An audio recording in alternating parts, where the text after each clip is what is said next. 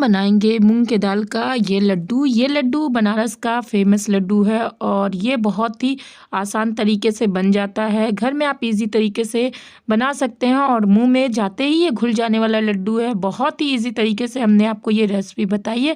इसके लिए आपको ये पूरी रेसिपी देखनी पड़ेगी, तभी आपको इसमें जो छोटे छोटे पॉइंट है वो समझ में आएंगे।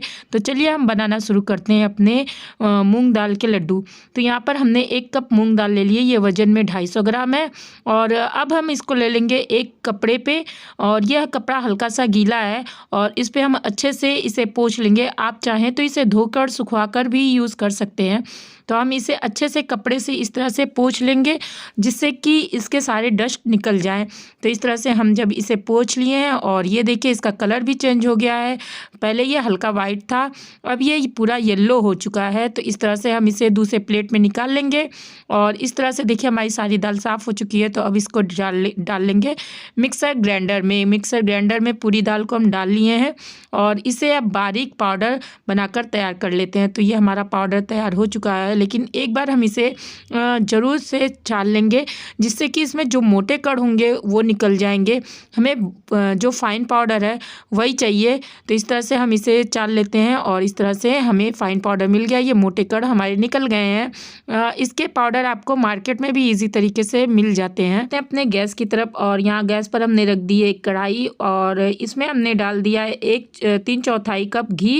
ये वजन में 150 ग्राम घी है और घी को हम अच्छे से गर्म हो जाने देंगे। फिर उसमें हम अपना मूंग दाल का पाउडर डालेंगे जो हमने पाउडर बनाकर इसका तैयार किया है।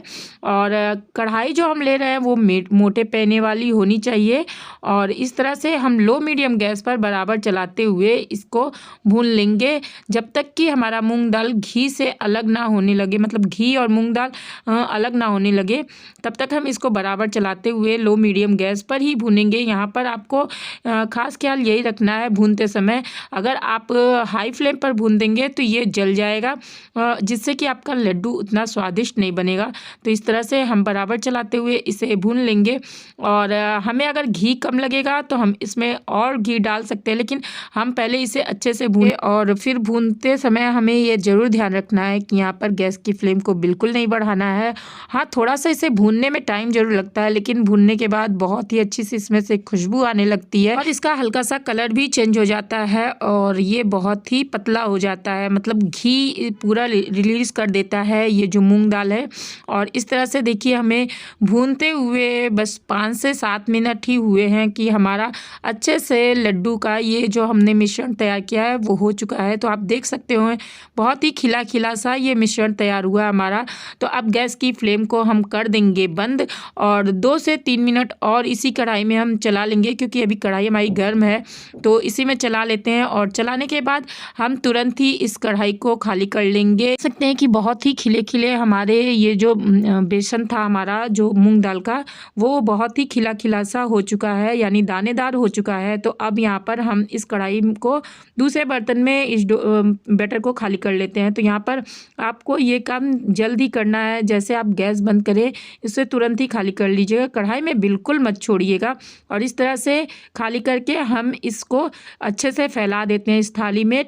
हमें इसको फैला कर रख देना है ठंडा होने के लिए, जब तक कि ये बिल्कुल अच्छे से ठंडा ना हो जाए, यानी घी जो हमने इसमें यूज़ किया है वो जम ना जाए, तब तक हमें इसे ठंडा करना है। तो यहाँ पर आप देख सकते हैं कि बहुत ही अच्छे से ठंडा हो गया। ये थोड़ा सा ठंडा हो गया था तो हमने इसे फ्रिज में रख दिया था।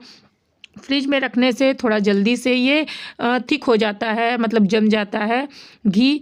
तो इस तरह से हमने इसको पूरी तरीके से जमा कर इस तरह से इसको छुड़ा लिया है अब थाली में से, और स्पून की सहायता से हम इसे अच्छे से निकाल लेंगे।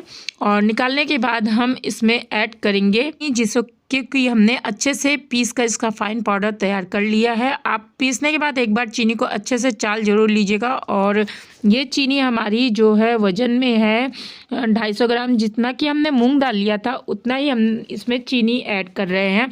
और इस तरह से चीनी को ऐड करने के बाद हम हाथों से इसे अच्छे से मिलाएंगे। पहले हमने स्पून से मिलाया, लेकिन स्पून से जो इसका हमें बैटर बनाकर तैयार करना है वो तैयार नहीं होगा। फ्लफ़ी एकदम हमारा जो है होना चाहिए ये क्रीमी बैटर में।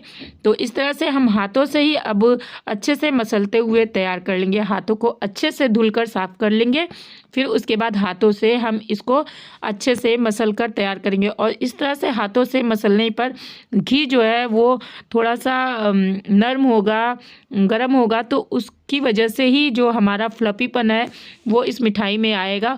और ये मिठाई ज़्यादातर ठंडियों में ही बनाई जाती है, क्योंकि बहुत ही ये मिठाई सॉफ्ट होती है और बहुत ही लाजवाब खाने में होगी। बिल्कुल मुंह में डालते ही ये मिठाई मुंह में घुल जाने वाली होगी। आप एक बार इसे बना लेंगे तो आप इसे बार बार बनाना चाहेंगे। तो इस तरह से देखिए बहुत ही हल्का हमारा बैटर हो चुका है, इसका कलर भी बहुत लाइट हो चुका है और ये बहुत ही फ्लफ़ी हो चुका है।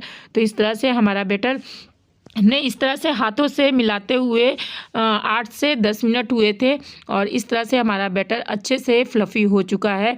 तो यहाँ पर जो हम ये लड्डू का डो तैयार किए हैं, बैटर तैयार किए हैं, उसको हमको बनाने में 8 से 10 मिनट लगे हैं। लेकिन यहाँ पर 2 बातों का हमें ज़्यादा ध्यान रखना है कि जो हम दाल पीस रहे हैं वो बिल्कुल ही फ़ाइन होनी चाहिए और जो हमने इसमें चीनी यूज़ किया है वो भी बिल्कुल फ़ाइन होना चाहिए।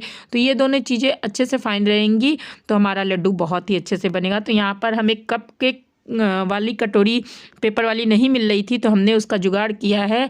हमने जुगाड़ ये किया है कि फाइल पेपर से उसका कपकेक बना लिया है। और इसमें अब हम चलेंगे अपना लड्डू बनाने। तो हाथों में हल्का सा घी लगा ले और एक स्पून की सहायता से आपको जितना छोटा या बड़ा लड्डू बनाना हो उतना डो ले लीजिए और इस तरह से हाथों से रोल करते हुए इसे बनाकर तैयार कर लीजिए। और इस तरह से देखिए हमारा एक लड्डू बनकर तैयार है और इसी तरह से हम बाकी सारे लड्डू अपने बनाकर तैयार कर लेंगे। तो आप लोगों को हमारी रेसिपी कैसी लगती है हमें कमेंट करके ज़रूर से बताइएगा। और रेसिपी अच्छी लगती हो तो चैनल को लाइक शेयर सब्सक्राइब जरूर से कर दीजिएगा। और ऐसी ही नई नई मिठाइयों की रेसिपी देखने के लिए हमारे चैनल को सब्सक्राइब करिएगा और हमें सपोर्ट करिएगा हम आपके लिए, जिससे कि नई नई रेसिपी लेके आए। और ये बनारस की बहुत ही फेमस मिठाई है, आप एक बार इसे बना लेंगे तो आपको ये मिठाई बनाने में बहुत ही सिंपल है। आप बहुत ही आसान तरीके से इस मिठाई को बना सकते हैं। और इसे अब हमने थोड़े से बादाम और थोड़े से हमने इस पर केसर के धागे लगा दिए हैं। इसे डेकोरेट करने के लिए हमारे पास बादाम था, आपके पास पिस्ता वगैरह जो भी हो आप उससे डेकोरेट कर सकते हैं।